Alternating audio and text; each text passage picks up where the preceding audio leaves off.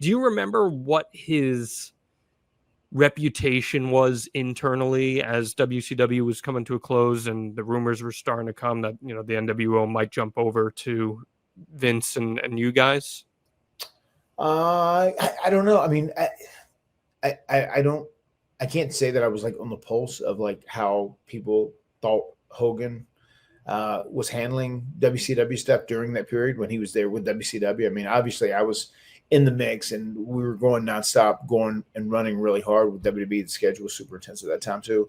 But I do know whenever it was closing down and the NWO were going to come over and do something for a small amount of time at WWE, I thought it was neat. I thought it was neat that they might get that one last run there, and that Hulk would kind of get a last run and kind of go out on a good note when it was all said and done, especially after the closure of WCW. And I think he really did have something special when he did the match with The Rock at WrestleMania 18, which we've talked about in the past. I mean, that's one of the most amazing crowd reactions I've ever seen, ever heard, been a part of.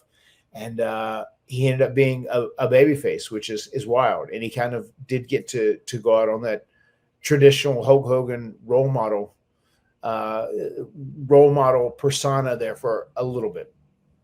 I mean, were there concerns from the locker room about them coming in, though? I know you said you were personally excited, but do you remember hearing any buzz about? I'm sure there was, especially with the top guys. I mean, because they're politickers.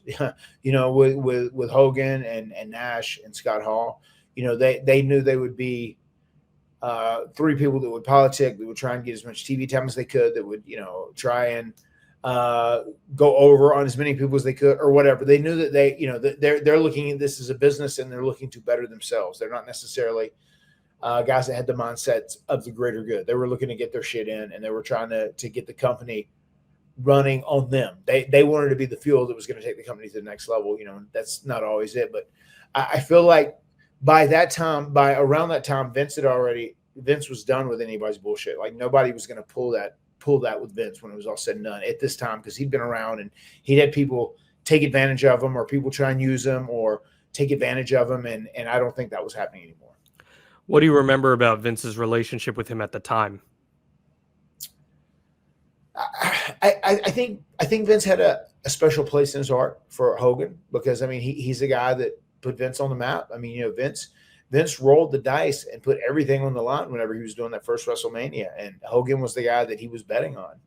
And I think that meant a lot to him, the fact that he bet everything on Hogan and the Hulkamania, and that's how he branded WWE in so many ways, and ultimately became a success. They had their falling out. There were different things that happened, but I think whenever they got back together, I think it did mean a lot that he had a good, friendly relationship with Vince again.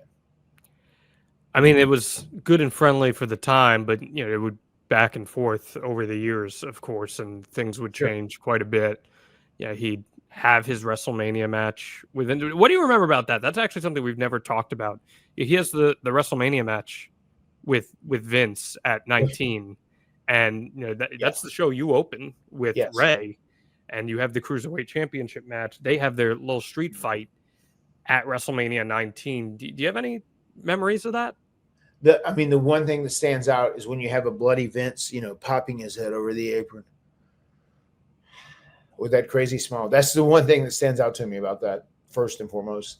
I remember thinking, like, Vince it was an interesting story he was telling, and it was one of those that was kind of directed at the people that were a little more in the know of pro wrestling.